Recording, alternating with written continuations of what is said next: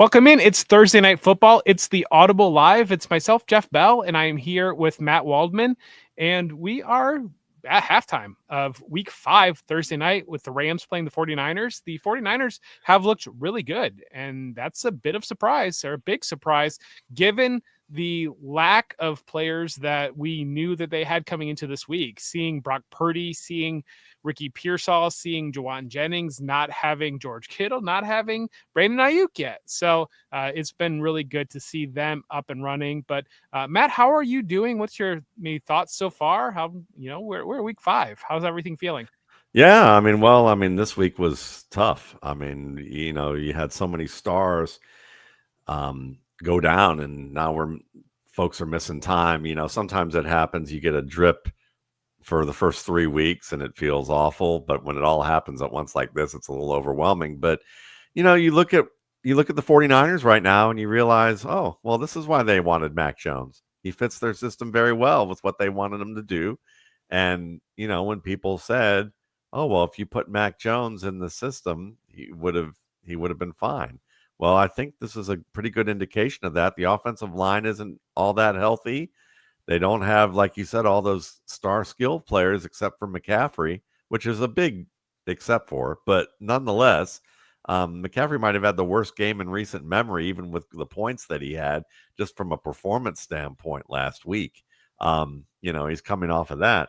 But Jones is playing well. He anticipates. He throws the ball well in this particular offense. He's got good feet, and you can see all of that on display. Jake Tongas is making a name of himself a little bit here. I picked him up last week in a league.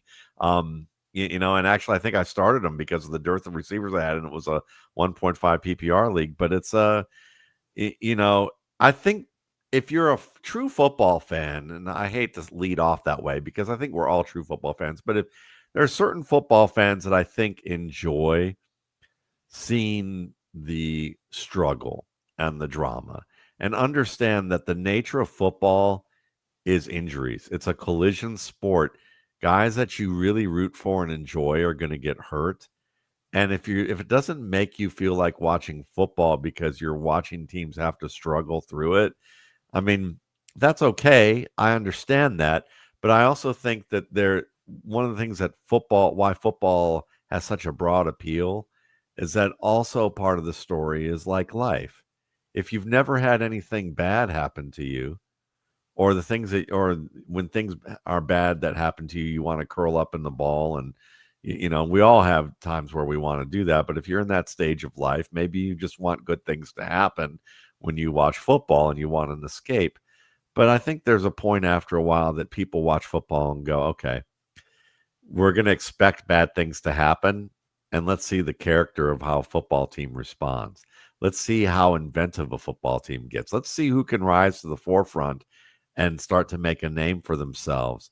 And those dramas to me are really fascinating at this stage because, we all want to live in a land of rainbows and unicorns, but life isn't that way. So, but at the same time, to see that Kendrick Bourne can, start up on the 49ers and work his way into a position.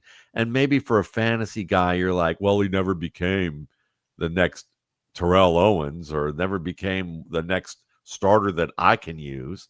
At the same time, to see his journey in New England and be kind of on the outs there, and they didn't like his effort. And now we're seeing the story go where, oh, he and Mac Jones have rapport, and now they wind up back here. And just the whole Mac Jones story, potential, rookie of the year candidate. Seemed people were excited about him. New England said, yeah, forget you. You're not good enough, really.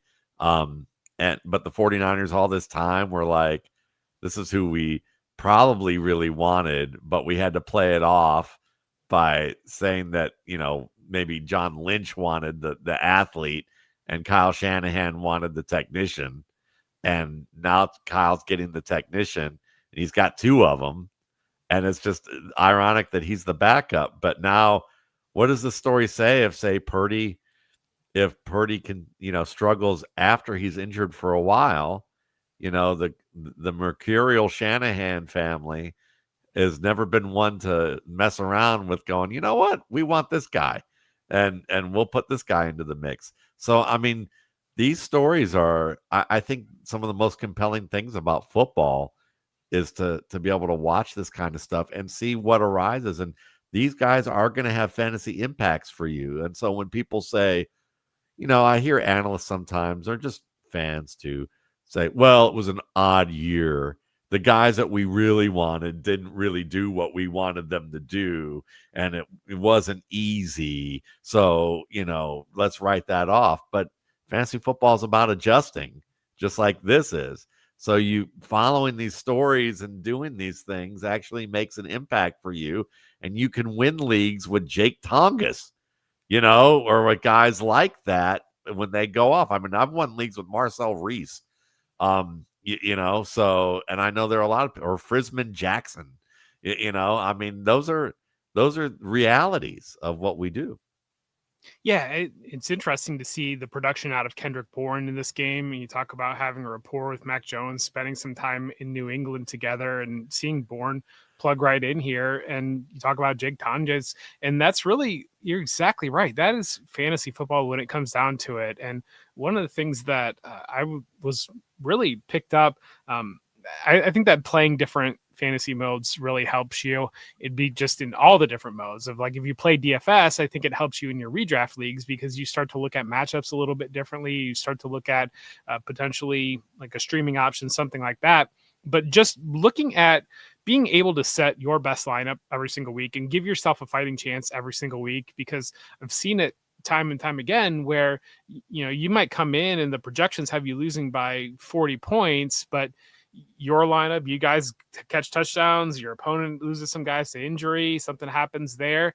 And really, at the end of the day, to win a fantasy league, it's about week to week putting your best opportunity to win that game that week, and to set yourself up to just get into the playoffs. And we've seen, I don't know how many times I've seen the 5 or the 6 seed with like a dominant number 1 seed, and the 6 seed will just get hot for 3 weeks and they'll be the league champion. And it really comes down. I think it's really interesting game how it plays out that way so much. Yeah, because I mean, I think at the end of the day, I mean, I know that people who subscribe to Football Guys, there's a contingent of them who are, I'm doing this because I want to win. I think everybody on some level, they subscribe to a service, they want to win. It's understandable, and that's logical. It's what it's about. But it's also about competing.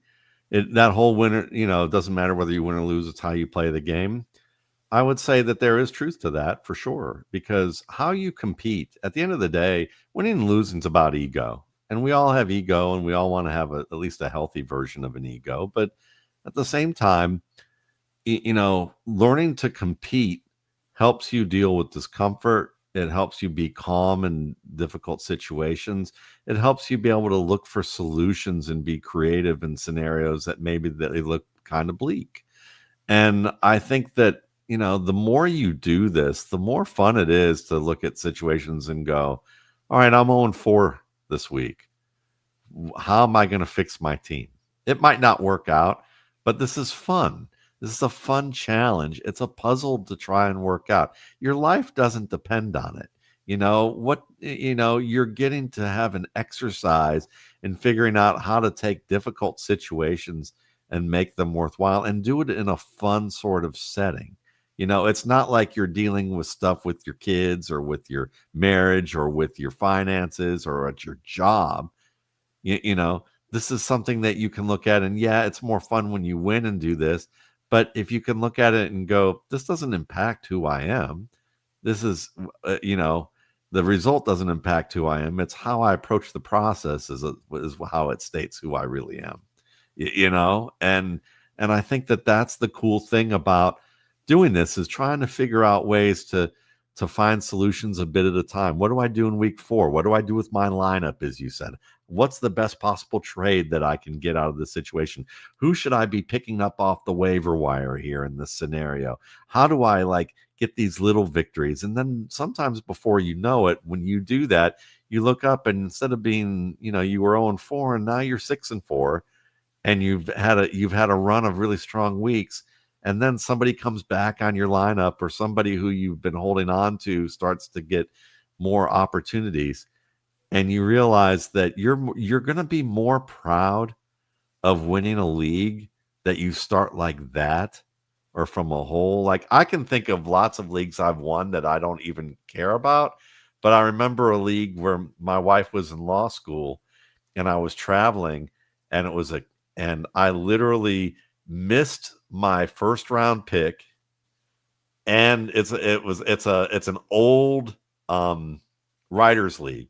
I missed my first round pick, and then I drafted the wrong Dalton. I meant to draft Dalton Kincaid, and I drafted Dalton Schultz. I was on the road and like didn't have the opportunity to do that. I wasn't there.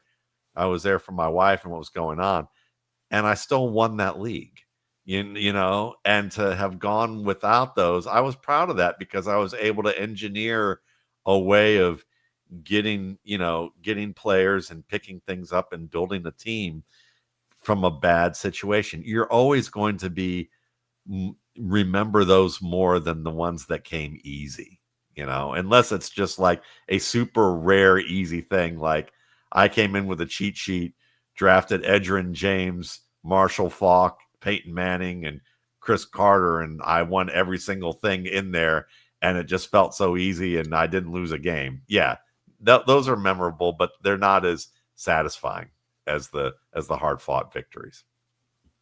It was 2015. I vividly remember it still to this day, 10 years ago. In my home league, I had just a terrible start. I think it was like 1-4 or something like that. And I was going up against it'd be considered my league rival, and his team, I think he was 5-0, and he just had a juggernaut team. And I just piecemealed a week together just to get away. And I remember playing like Terrence Williams, just like guys that I could, had whatever I could do to find a win. And then I was able to get the win that week, and it kind of ignited a little bit of a run, and I was able to just keep stacking guys together. And one of the things, like, it's a blessing and a curse when your team is bad like that. You really get really aggressive and look at the potential options that you can add onto your team. Whereas sometimes if you have a 5-0 team, maybe you're coasting a little bit on the waiver wire and you're not as quite aggressive there. But it was David Johnson's rookie year. I ended up grabbing David Johnson. I ended up grabbing Jordan Reed. I remember I grabbed, I think, Zach Ertz off of waivers. And it was just like I piecemealed these things throughout the year, and I ended up winning the league. And it was by far my most satisfying championship, just because I knew how much I had put into that year of rebounding from a difficult draft and dealing with some early injuries. And it was a lot of fun to go that direction. Well, so let's keep it in this direction and talk about some guys that maybe we can pick up preemptively that might be able to help us at least for a week or two, and then maybe even grow into something more for us if things happen that fall that way.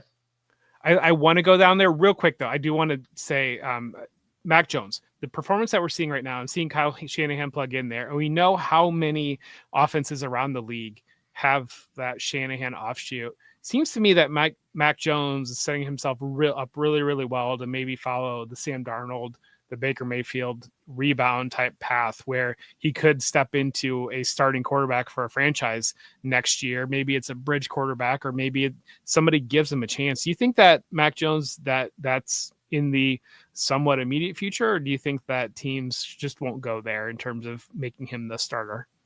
It's a good question, and I think it's going to come down to arm strength and how they view arm strength. Because with Sam Darnold, they still see the athlete who made good. With Geno Smith, still the big arm that made good. But are they going to view him more as as Sam Darnold, or are they going to view him more as Teddy Bridgewater? And if they view him more as Teddy Bridgewater, then you're looking at the guy who's always the journeyman bridge competing with an upstart who's always going to end up losing at some point from that standpoint. I think he can be more than that in the right system for sure. It wouldn't be shocking if you look at how Trevor Lawrence is playing and how Liam Cohen wants a system that is, predicated on certain things. That's probably a little bit more West Coast oriented in the Shanahan sort of way. Wouldn't be surprised if he goes, you know what, we got rid of the wrong quarterback. when I came in here. Maybe we should go get Mac, and because he and Brian Thomas were the ones that really clicked, and also that they could fashion the offense around him and know that they've got a quarterback who may have more precision with what he does well. But at the same time, too, Liam Cohen has had Matt Stafford and Baker Mayfield, two guys who can drive the ball, and that's not Mac's forte. So I'm skeptical, but I'm hopeful because Mac has great pocket presence. He is aggressive when he needs to be, but it's one of those deals where it's a deep league stash.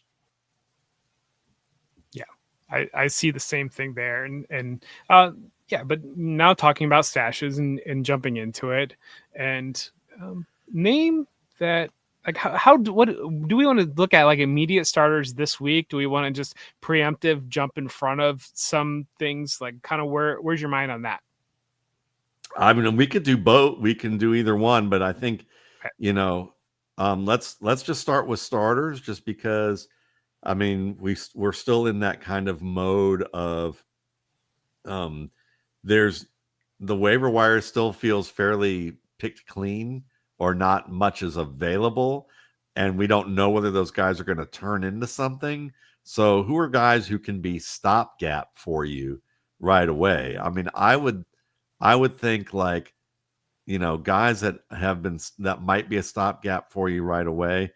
I mean, Isaiah Bond certainly is someone that's interesting from that standpoint, mainly because when you when you saw what he did with Joe Flacco, he was able to get more and more touches. He made big plays in the passing game, both over the middle and at the boundary. I honestly thought he was as good or better than Matthew Golden. I know that's not the popular opinion. Most people felt Golden was the better of the two Texans, but I thought that Bolden actually, while he didn't run faster than Golden at the combine, I don't really care about that. What you see on the field, he had the most palpable burst and acceleration with the ball in his hand of any receiver in that draft. And he's tough over the middle and he can run good routes. So I'm seeing that on display, and he's been a quick study. He's done more really with less than Matthew Golden has thus far in his offense, with supposedly a better offense and a better quarterback. And better talent to ballast along with that. So Bond to me with Dylan Gabriel, that's the big question, but I think that Gabriel does fit this offense in theory. And if he can survive the Vikings blitz, and the next 5 games that he has are against favorable to neutral type of defenses, where he could end up playing the game that matches what Kevin Stefanski's looking for, and be pretty good, at least good enough, because Jerry Jeudy is not a catch point demon as a receiver. He runs great routes. He falls apart at the catch point. Isaiah Bond has some hand issues with his attacks, but he catches the ball regardless. And so he can get better, but he's still good at it. So he's someone that I think could open things up. And short term, he may get some deep shots, especially if Gabriel reads the blitzes right and they get one-on-ones. He's the guy that I think is more likely to beat a corner with just pure speed and be able to come down with the ball if he doesn't beat him with pure speed. Yeah, and when you look at the direction the Browns have taken their offense, with Quinton Judkins coming in and really becoming that bell cow immediately, and Harold Fannin making immediate contributions, now plugging Dylan Gabriel in, the opportunity of the Cedric Tillman injury to put Isaiah Bond in there, but at the same time, they've really leaned hard into this rookie class. I'm really curious how much longer David Njoku is going to be a Brown, because it seems like I'm pretty certain he's in his last year with the team, but it seems like they just want to go in the direction of playing the young players and just throw them all out there and see what we have here, and see kind of what sticks, what doesn't, what do we need to replace next year, because we know that they are loaded with draft picks next year as well. After that Travis Hunter trade, they have plenty of opportunity. They'll have two. I mean, the Jaguars are probably a lot better than what they thought they were going to be when they did make that trade. But you're going to have your own pick. You're going to have the Jaguars pick. That's probably going to land maybe somewhere in the teens, maybe into the 20s. They make the playoffs. But you're going to have a lot of opportunities to continue to augment that offense. And so I think that they have approached this year. They're a lot tougher team probably than many expected them to be, but definitely on the developmental scale. Yeah, without a doubt. Who else would be? Who else is on your list that would be someone that you would say, maybe we should keep an eye on them. We can plug them in, and they can do good work for us now, but maybe grow a little bit more. So with the Chuba Hubbard injury that's going on, I mean, Rico Dowdle is the natural name there. I think Trevor Etienne's maybe the interesting name there because this Carolina team has really, really struggled. Outside of that surprising win against the Falcons 2 weeks ago, I mean, they got absolutely blown out a couple weeks here. They had one that comeback against Arizona where they got back into it, but that's Dowdle. If Hubbard's out, Dowdle's going to have the early down role. He'll probably have the volume role. But as you're looking at developing Bryce Young has really kind of regressed, I feel like. He's not taken the step forward that you wanted him to take off of the way that he played last year.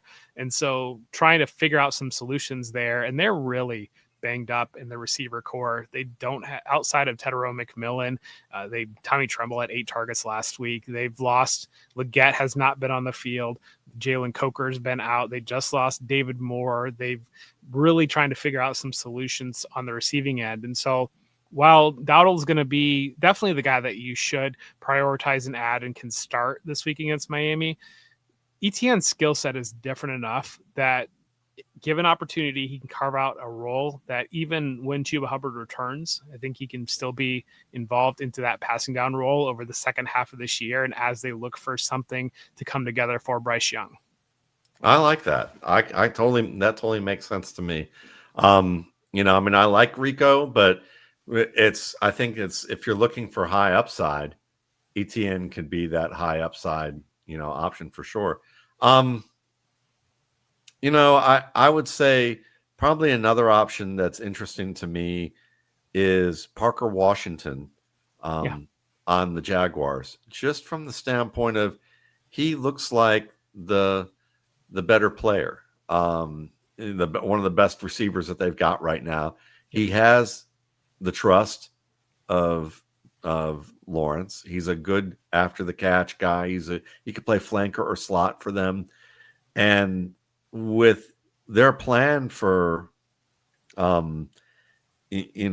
for their rookie wide receiver, I just think that's Travis Hunter. I just don't think that they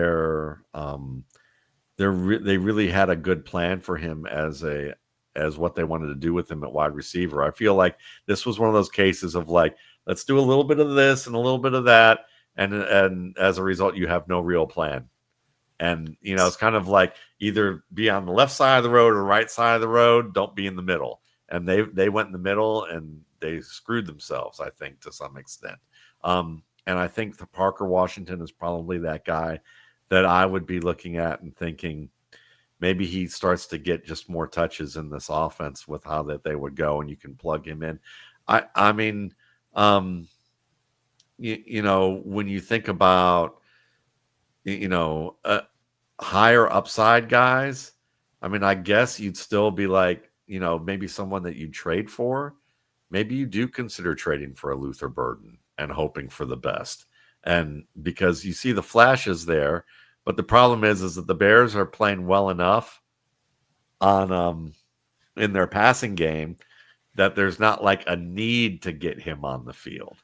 And that's kind of the danger with that, is that you'd be taking a chance on a player who's going to clog your roster space, and you probably don't really need that. And that's why, or a Brashard Smith. Brashard Smith's a guy that Chris Collinsworth reported that he thought Andy Reid felt like the kid was too small. And what I am hearing people say is, well, he's going to get more touches this week, but maybe he'll be like Tariq Cohen for Andy Reid and their coordinator. But Tariq Cohen was a small guy who didn't get a lot of love inside. So is that really what you want? Are you going to really get starter caliber value out of going after a Rashard Smith? I think that's probably dangerous, um, and one that I would probably try to avoid. I think that if anything, you want to keep investing in that passing game, but on guys who are going to get a significant number of targets, and I just don't know if that's going to be Smith.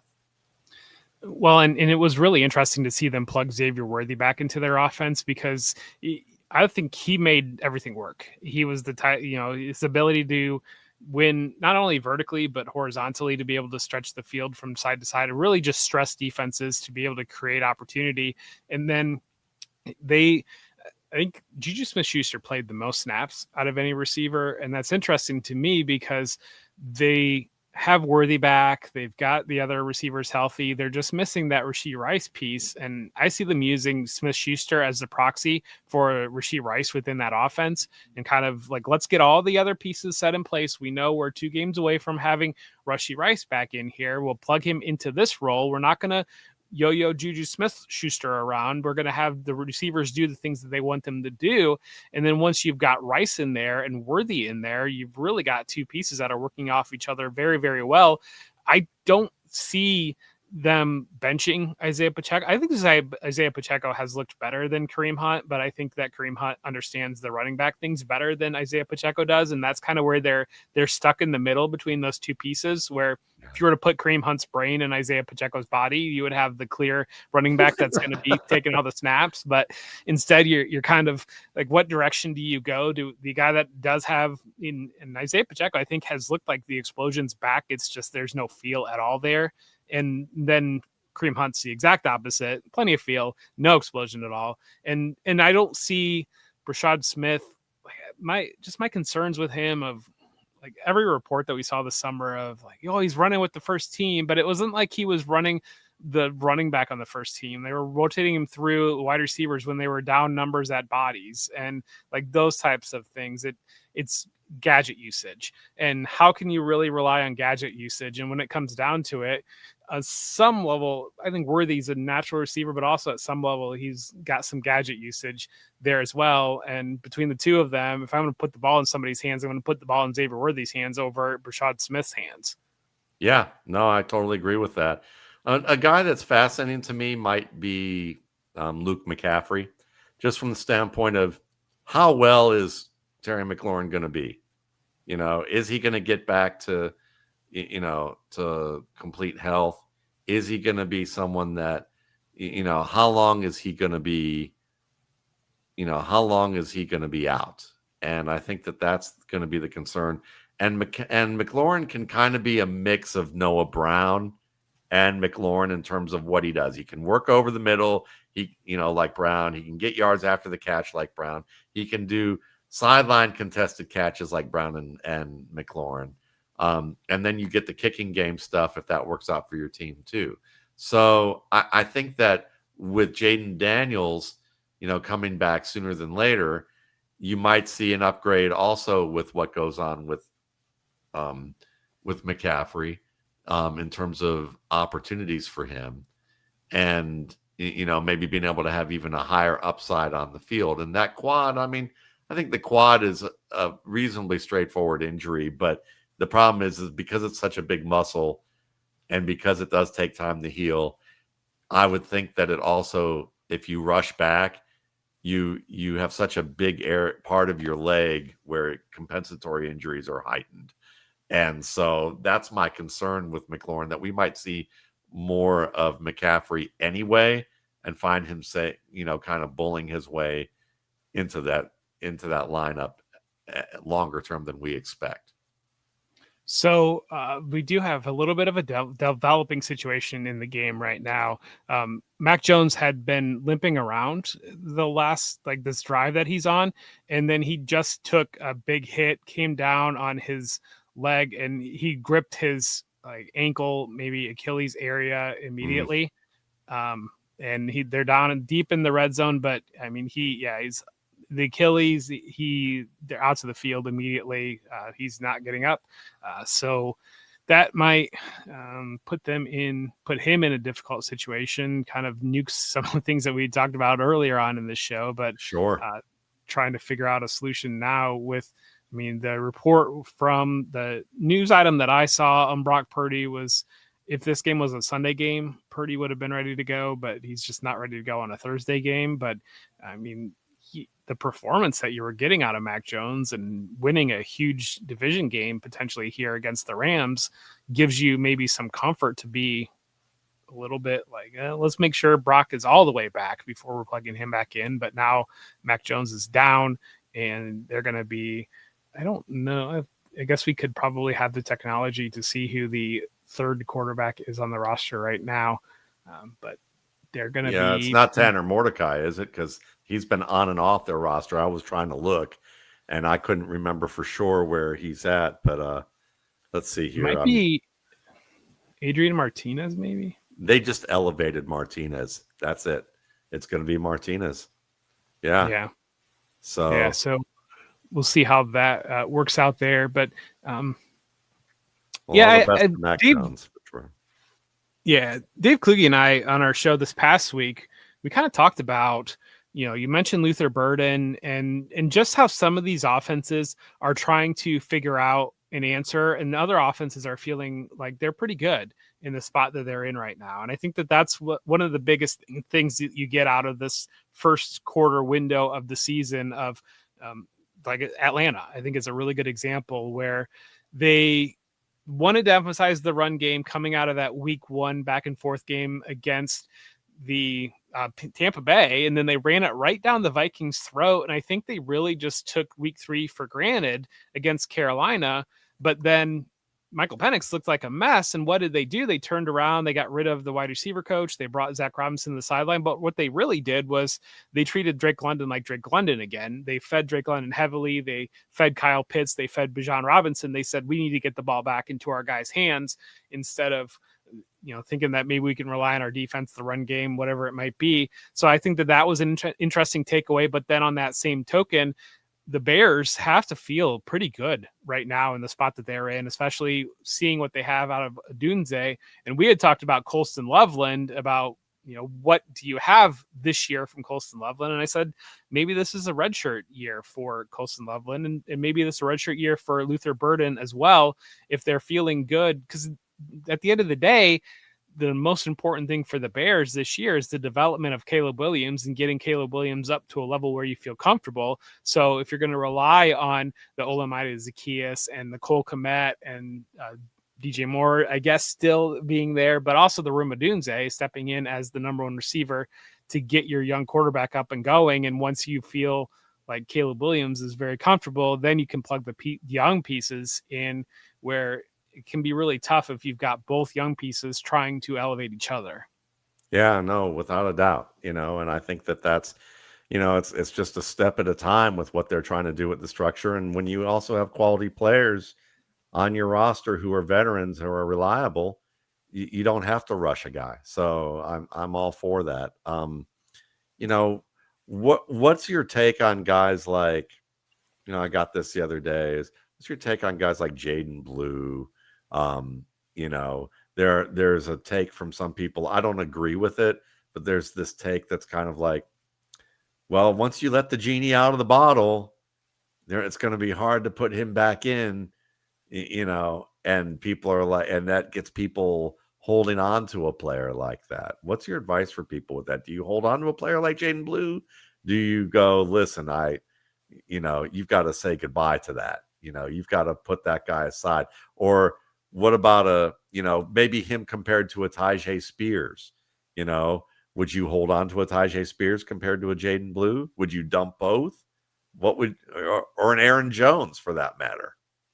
I mean, Spears, I'm definitely holding on to Spears, and for Jones, for sure, I would be holding on to Jones. But I mean, the Titans are that classic example of it's interesting. The team they played in week 4, the Texans, I think, were a great example of it. The Texans searching for solutions within their offense, and they decided maybe Woody Marks is part of the solution within their offense. We saw a quick elevation out of him.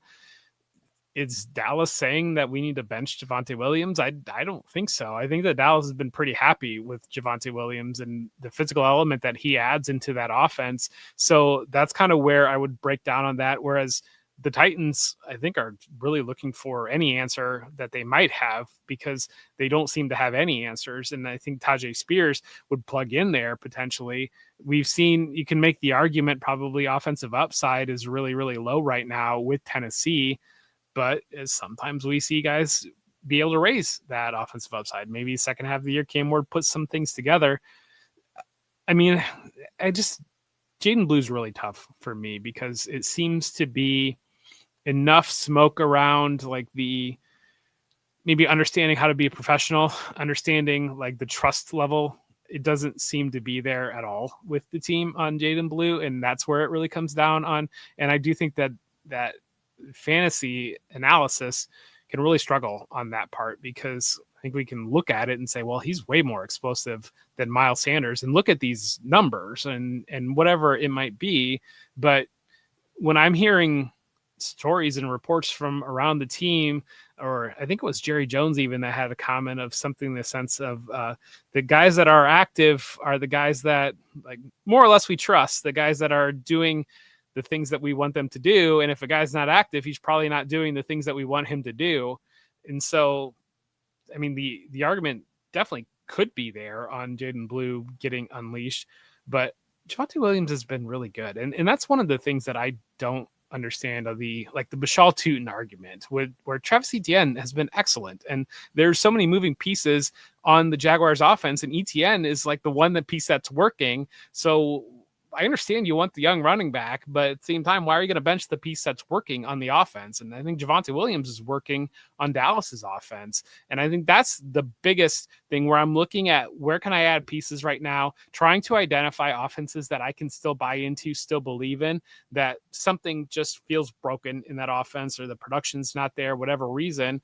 And thinking on that path is what leads you to having a Woody Marks on your roster, not having to worry about the waiver wire wonder, and you already have those guys. And I think that's one of the biggest things is as you're churning. I always want to be churning the bottom of my roster when I'm actively managing my teams, and I'm always looking for opportunities to consolidate higher end assets, higher end players to get into my regular lineup, and opening up on the back end of that the opportunity to take some speculative shots on some of these guys that can really augment and step into and make my roster stronger.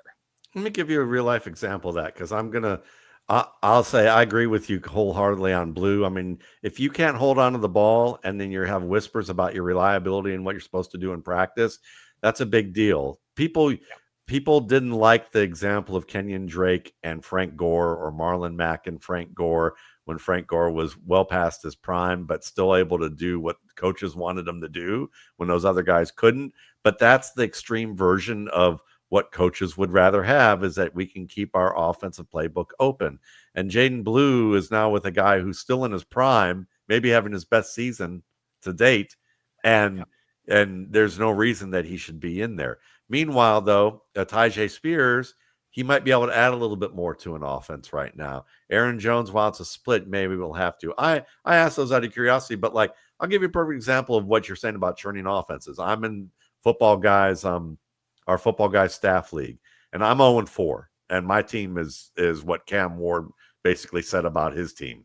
It just is. I had Joe Burrow out for the most of the year, Aaron Jones on IR, Tajay Spears on IR.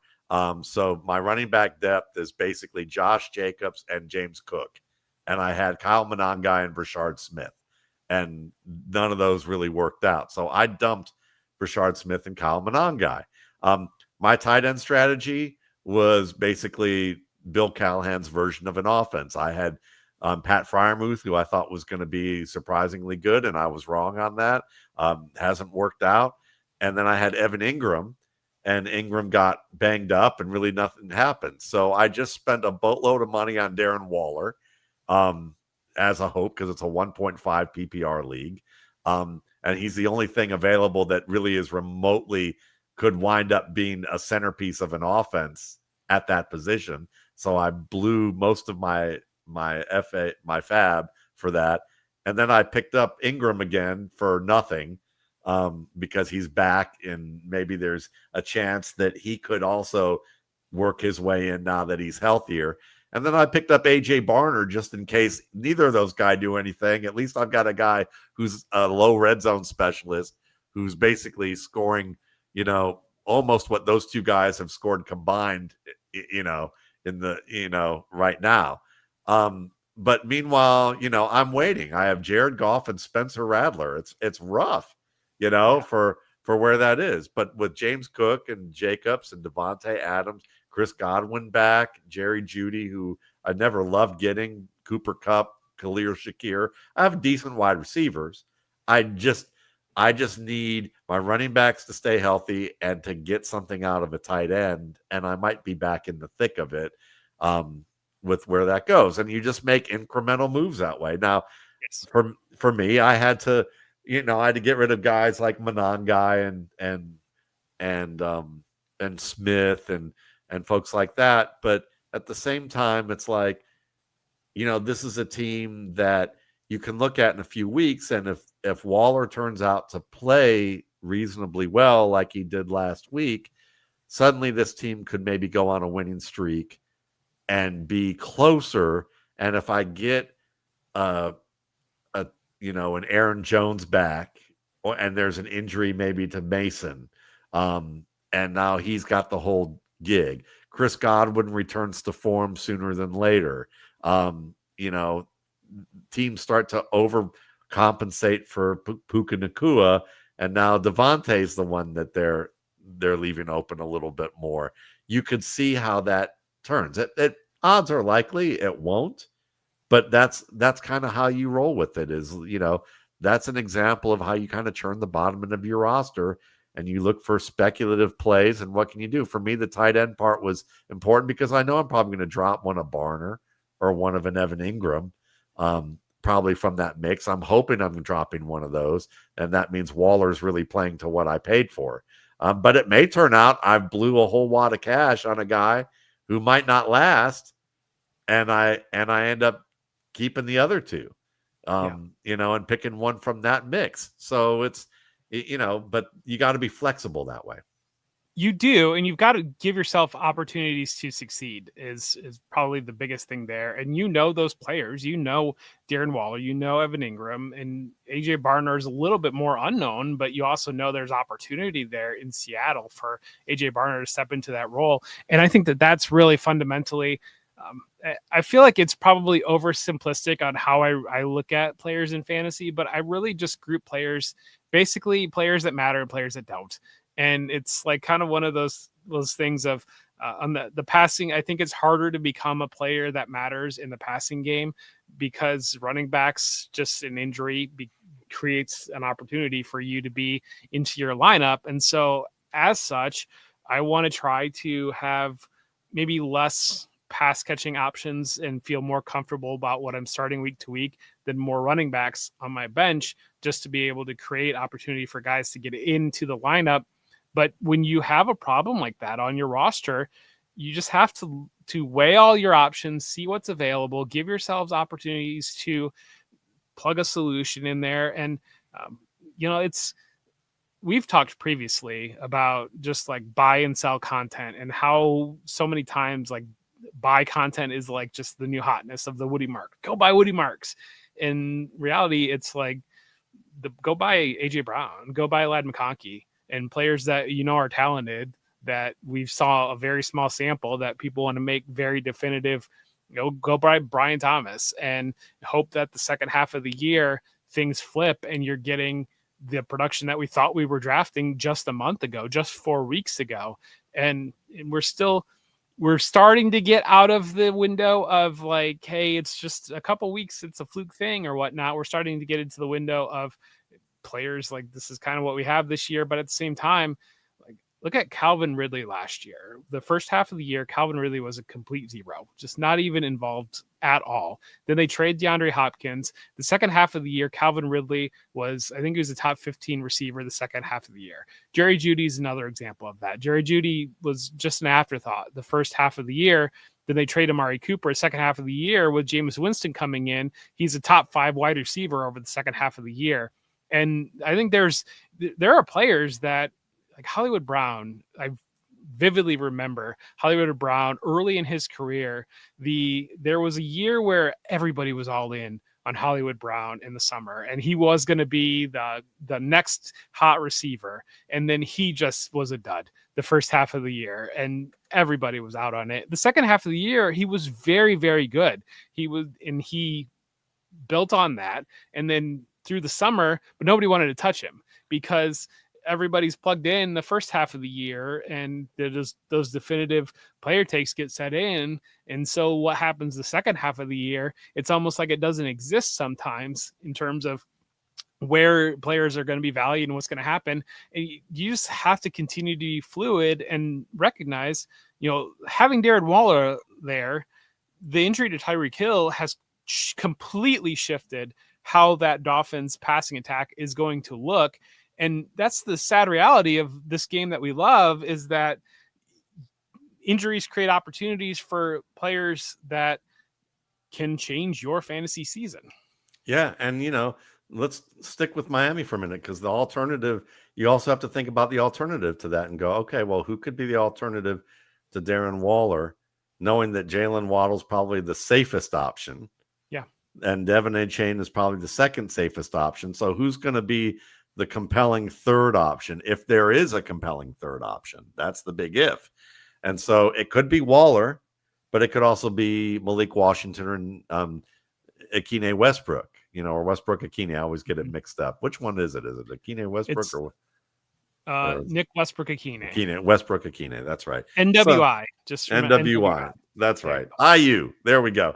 But but that's the thing, is that you can look at Malik Washington, and if, from my perspective, Jeff, I love the talent.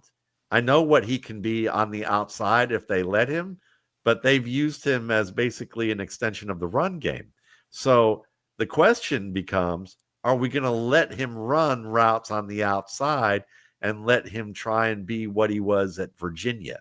Because if they let him be what he was at Virginia, then now we're talking more targets. Now we're talking some options where he could be one-on-one and use that skill after the catch and break some long plays after the catch, as well as catch some long balls. But if they're just going to use him in traffic and let him be more of a Parker Washington, but not amp up the volume of that, then he's practically worthless. He's just a roster clogger who gets you maybe 5 to 7 points in a PPR league. And an occasional touchdown that makes you want to hold on to him, but it's not going to amount to anything. So those are kind of the things, the key things we want to look for. It's like Michael Carter. What's your take on Michael Carter and Amari DiMercato? Because, Michael Carter's getting first team reps today, right? So he's getting first team reps. But is that because he's played special teams and they want to get his timing amped up more so that he can be ready to contribute, and that's DiMercato? Or is that really, it's Occam's razor, where the simplest thing is likely the best explanation, is that he's going to be the first team guy? It's a split backfield. In my mind, I think it's a 50-50 split backfield. And Michael Carter probably leans towards more early down work. DiMercato leans more towards passing down work, just because they've had him in that role. I mean, it's interesting. It's been an interesting conversation to see, because people are so staunch and they'll be like, well, DiMercato has been the passing down back, and DiMercato lost that passing down job to Trey Benson. So it's not like they were overly in love with DiMercato as the passing down back. DiMercato started the year on the bench. It was Benson and Connor, and Benson was serving that passing down role. So it's not like, but I do think that it's going to be a split backfield. We've just seen them utilize a split backfield in the past. I mean, it's the idea that one of these guys is going to take all the volume, I just don't think it's realistic. And to me, the early down guy, you got a better chance of getting the touchdown. You got a better chance of maybe getting to double-digit touches, but he needs that touchdown, because the passing down, we know, like if DiMercato gets 5 targets, then that can erase not getting 10 rushes, just because of the way that, especially PPR scoring, just the way that scoring kind of works out there. So my expectation is, if you're in a bind for running back, whatever, probably arguably whatever the cheapest option is, but you can probably go with either of them and expect to get somewhat similar. It's going to come down to who's going to get the touchdown might be the real answer there. And predicting Yeah. that it's going to be unpredictable, but I just don't see a reason to be like staunchly one side or the other in that argument. I think Tampa's an interesting argument or just discussion about their backfield because to me, Before you go Rashad there, White, yeah, Before you go there, I just want to add one thing just to further muddy the water about Arizona to your point and make your point is I could easily say Kyler Murray is basically analogous to the Tennessee Titans offense, in my opinion, as a quarterback enough that they're going to be playing from behind anyway. So if they score a touchdown, it's going to be late. It's going to be in the demarcado, late down, 2-minute drill, end of the game, garbage time kind of stuff where Carter was the guy that you would rely on in that way. But what that tells you is it's a split. It's unpredictable. Good luck with that. But go on with Tampa because that's a more compelling situation. Yeah, in that situation, I don't understand. I guess I think that Sean Tucker is an interesting player, and I know he had one good game last year. I think that there's a lot of like people that just view Rashad White as very gross and like just don't want to admit that Rashad White is going to be the best bet to get 20 touches in that offense. And Tucker's like, it's the idea that undrafted Sean Tucker is going to come from not playing at all to be the lead back is unrealistic. A pipe dream. It's a pipe dream. Yeah, it's a pipe dream. And I love Sean Tucker and what he could do. And this summer, I talked a lot about Sean Tucker being, look, Jason said that he feels like this guy could be a starter in the league and they got to give him more touches. And Todd Bowles says, we like him and we want to get him more touches. But that's easy to say at the combine. It's more difficult to enact when, even though Rashad White blended into the narrative of saying this is going to be my last year in Tampa and told people that on social media, well, there was no reason that they didn't elevate Sean Tucker over Rashad White. And when you watch Rashad White play football, he's good. He's a good running back. He's a better running back than he was out of Arizona State. He has improved. And even out of Arizona State, he had promise. And the problem is, like you said, I think a lot of people thought they were begging for him to take over for Leonard Fournette just a few years ago. Yes. And then when he didn't do what they wanted him to do, they were off that train and just said, forget you. You're not good. As opposed to maybe you're not fully developed. Maybe you're not a great match for what we're doing. Because I don't think Bucky Irving would have been a good match in that offense that they had with Leonard Fournette and Tom Brady in there. I know people go, well, no, you could be Deion Lewis. But I'm saying, no, as a runner, with those tight creases on duo and running in ways that were more from under center, I don't think he would have been as good. He would have shown some promise, but that's kind of the deal. So I totally agree with you. You pick up Tucker because he's one injury away from mattering, and he's good enough that he could hold on to the job because they go, well, look, he's played so well, and we know Rashad's on the way out the door. We'll give this kid some confidence heading into the season because we want to give him the reps and experience now. But that's if something happens, not that it's going to happen. I think that, one, running between the tackles is a very difficult thing in the NFL. And so I think that because people see RB next to all these players' names, or they see WR next to all these players' names. And like, I always see it all the time of like, people will be like, well, what position did he play? He plays wide receiver 1 for them. What do you mean, what position does he play? And it's like, okay, well, no, but sure. But I do think that the understanding of, and it's not, I like we watch a lot of football and we've watched a lot of football in our lifetimes. And so it's pretty easy for us to categorize players on like what they can do and how that translates to the NFL and what that role looks like within an offensive scheme. And that doesn't come natural to everybody. And so that's a learning process, and maybe even learning, like people still, it doesn't come natural to them.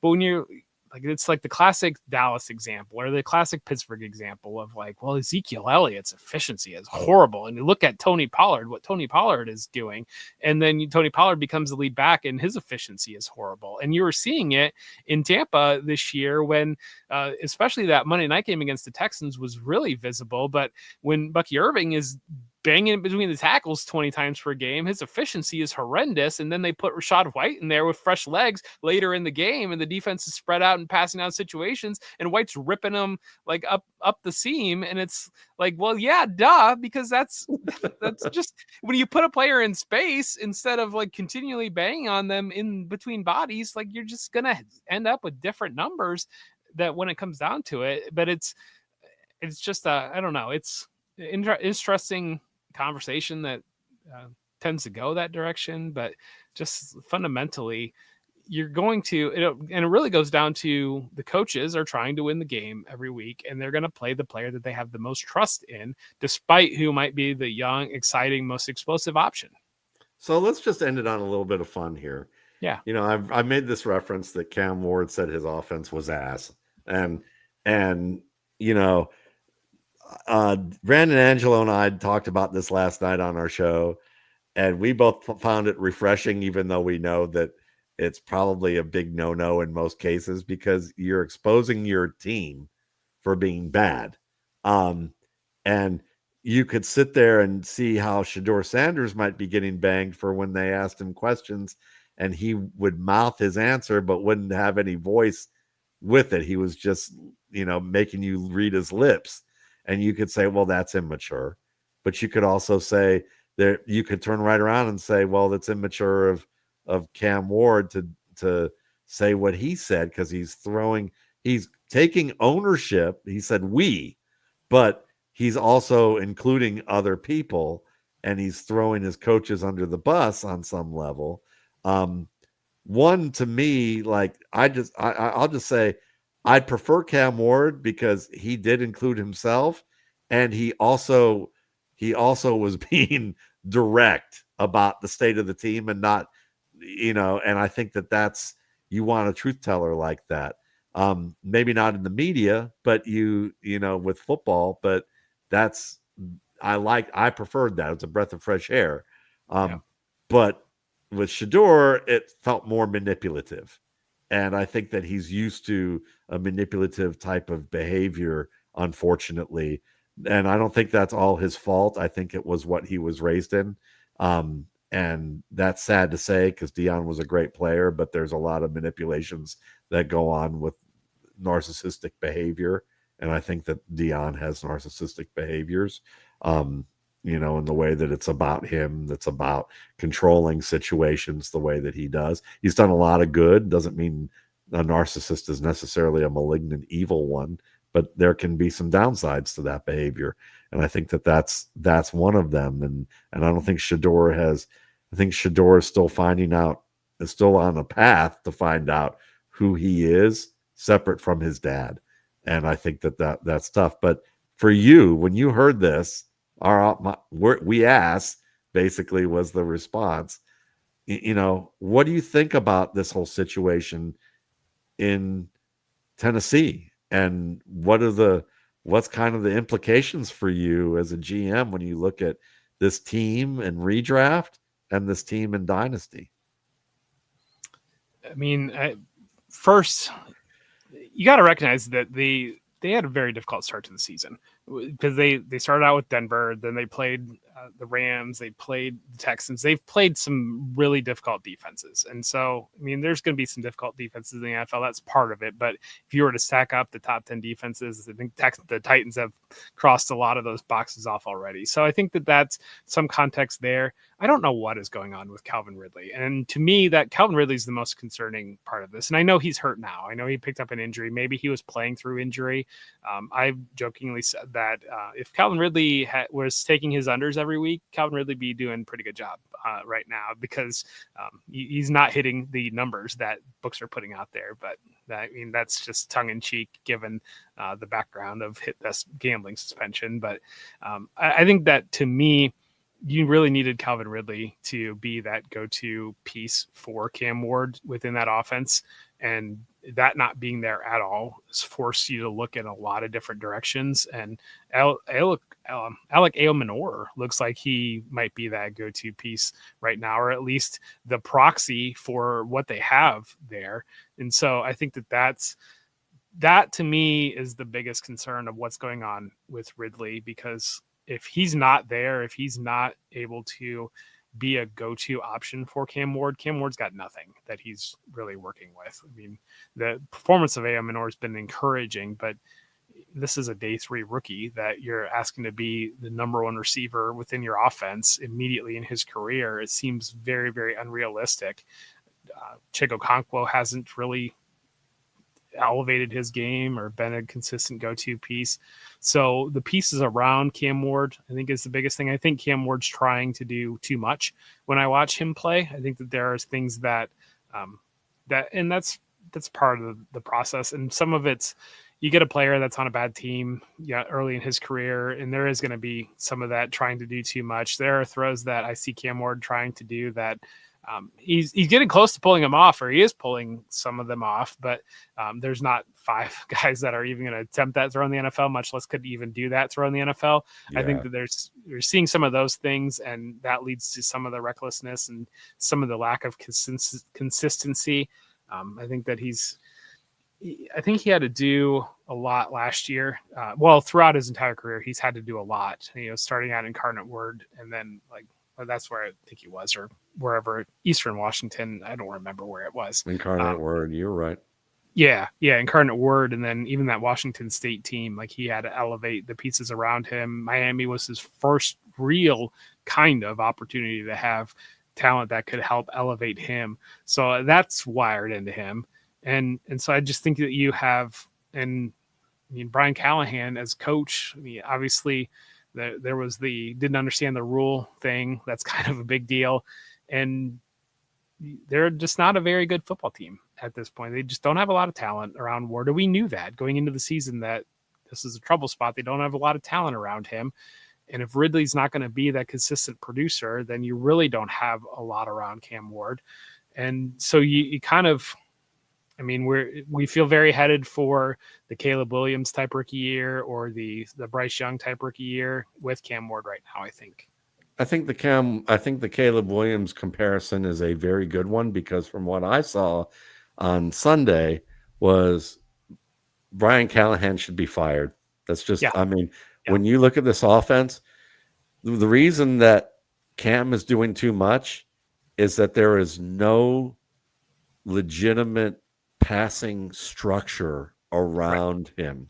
What you're getting is no drop plan, just like with Caleb, but even less so. And what I mean by that is that in most offenses in the NFL, your footwork with your drops, the number of steps you take when you snap the ball snapped to you and you set up to scan the field and throw, the number of steps you take in your drop is tied to your first read. And if you're not timed, and if you don't have prescribed steps for that, and a lot of teams, I think nowadays with a lot of pistol and a lot of spread, that teams get slack with that. And they expect the quarterback to know, well, with this route, you need to have 3. With this route, you need to have 5. And they're not doing that in some of these cases. And what ends up happening is your quarterback's kind of left out at sea and doesn't have that, really ingrained in. And the problem with that is what I saw on tape. You've got an 11-year veteran in Tyler Lockett running a short out, and you finish your drop at 2 steps or 1 step like he did, and now he's about to throw the ball and realize that Tyler Lockett's not even halfway into his stem when you want to throw. And now because of that, you can't time your steps in your head that you're not taking. You don't know what tempo really that was, um, because your steps were so slow when you just walked it back that there's no footwork timing of 1, 2, 3, go. 1, 2, 3, set, go. It's more like you're going 1, 2, and then you're like, now, and it's like you're trying to catch an arrow that's being shot at you. It makes no sense. And then moving to the next read, because again, you're out of rhythm there. Now you're not in rhythm to your next read. And next thing you know, the pass rushes come, and you're not in rhythm to gauging where you are versus that pass rush. So it automatically forces you into off script mode. And now you're having to try too hard to do things. And I joked with Brandon last night that this is the one offense where I feel like if your buddy at the bar was like an all-state quarterback because he had like college level athletic ability but couldn't hit the side of a barn, that's not due to Cam. This has nothing to do with Cam. But he could probably, if he was drunk at the bar and said, I could play as well in this offense as Cam Ward can, I would say, you're dang right you can, because it has nothing to do with Cam. It just has to do with the mess that he's inherited with this. This is awful, and it's malpractice, and they're going to ruin their quarterback. And they have not had a good quarterback or a quarterback who's become a good quarterback in that team since if you're going to be generous, since Ryan Tannehill. If you're going to not be as generous, then you'd say since Steve McNair. Right. Steve McNair, so and so we talk about quarterback development, and we talk about what happens when you fail with a quarterback.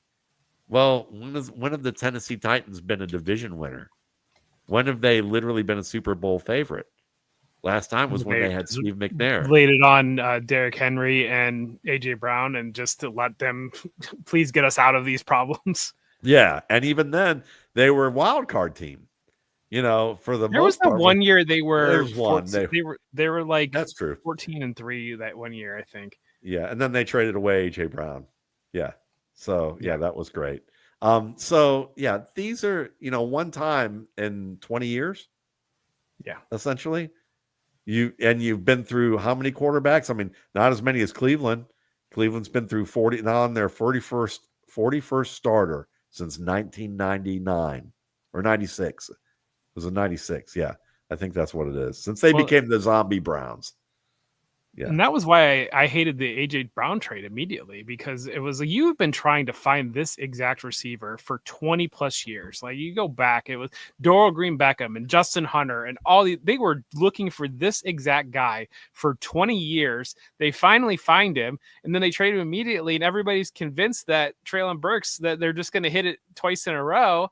And it's like, no, this organization doesn't know what they're doing. They lucked into getting A.J. Brown. They've struck out at this exact archetype that they've wanted in their offense for 20 years. And you're exactly right on the quarterback. It kind of, like, as you're saying that, pops into my mind a little bit of like, what's going on with Will Levis? I mean, was it Will Levis was maybe that a little bit too harsh on Will Levis there? Because they know that's a pretty toolsy player that, if he was put in a position he couldn't succeed. Cam Ward's being put in a position he couldn't succeed.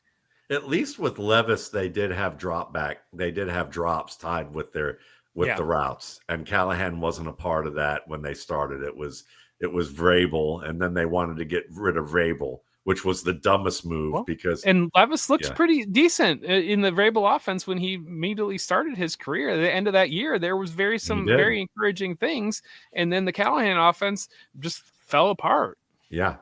So it's a great point, and this is the problem. I mean, when you don't develop your options like this, but this is the thing that I'll end on, Jeff. For me, is my point for what we're at the season is, while we love football, I don't think the NFL at the very top really cares about their product from that angle. They care about merchandise sales. They care about generating excitement 24/7, and that can be drama. We saw Jerry Jones talk about that he was a genius at instituting WWE 24/7, 365 drama. and interest in his team. His team is the most valuable team in football, and they are a complete disappointment on the field. The product doesn't matter because these guys won it, as I've heard someone say, and I won't name it because I don't know if they want to say it. They wanted capitalism, and they've made a socialist agreement essentially to share profits. Um, and the biggest profits come from TV deals and merchandise, not from tickets, right? It's the TV deals. So they split it evenly. All right. So what's better about TV? Is it that your team's great, or that there's some new drama that's happening tomorrow, that there's some event happening next week, that there's something new some new storyline that's always going to be in the news that's going to require TV coverage that's going to allow them to advertise, and advertisers are going to pay them big bucks. And then it's also then there's new players cycling in and out because the old ones didn't get to be as good as you thought, or they get hurt or whatever, and they're a monopoly essentially with a bottleneck. Well, when that happens, why would you care about your product? Most teams don't care about the on-field product. The only and so developing these players is not the priority. It's, they say they want to win, but they're winning. They're winning. The fans, they're not getting as competitive of a product as they could get, because I guarantee you, if the XFL was like a legitimate competitor for a player pool and we had like, you know, Jalen Hurts level, AJ Brown level, Saquon Barkley level talents throughout that league, and the NFL couldn't lawyer them out of existence like they did with the USFL, or the USFL didn't like foolishly misinvest and do the things that they did. Suddenly now the NFL would be begging to merge with them, probably as a compromise, like they did with the old AFL. But more important, if that didn't happen, they'd have to go, oh my gosh, now the level of talent matters. In order for us to get TV contracts, we have to compete. We got to actually have guys who are good. How do we get them good? We're going to have to scout them better. We're going to have to like develop them with more patience. We're going to have to do things differently because we're going to be losing money because now our product isn't as good on the field, and now it matters. Right now it doesn't matter. I think there's all kinds of different people, but I think fundamentally, like when somebody moves into a position of power, you're going to have people that are going to focus on how do I succeed in this position? Like, how do I do this job? And then you're going to have other people that focus on how do I keep this job?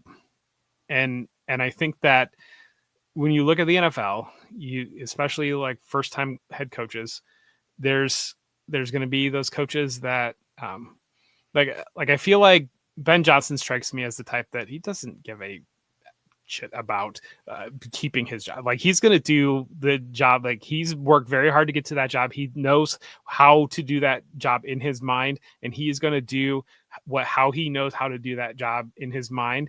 And for that reason, I think he's going to be very successful. And I think that there are other coaches that get into a position that, like especially some of these very, very quick like coordinator move through and put in a head coaching job, but like, oh my God, like I'm the head coach now. Like, how do I be the head coach? Like, I want to stay the head coach. And I think that, that it's that quarterback, it's that coach, I mean, even owners like sometimes, but I think that that is a really kind of, it's a hard thing to be in that position and to focus on success, because every single thing you do is picked apart in every single direction you go. Your kids are hearing it at school, you're hearing it if you turn on the radio, you're here like and so if you're going to allow that to pick apart what you're trying to do, it's going to be very, very difficult to be successful. Whereas if you're going to be, I've got a plan, I trust in my plan, I'm going to execute my plan. And I think that that's identifying just the people that do that as opposed to the other way is really the difference maker. Yeah, and it's, there's a lot of ruling by fear from the top of the NFL, and Yeah. it is high Because there are pressure. people that are afraid to lose their job. Yeah, You rule by fear because you're afraid to lose your job. You don't that's right. rule by fear because you want to develop your people and have success around you.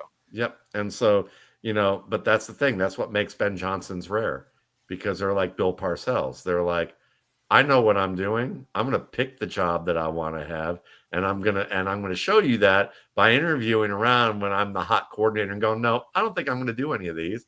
I'm going to stay here where we're winning. I'm going to stay here and gain more information and see what's going on.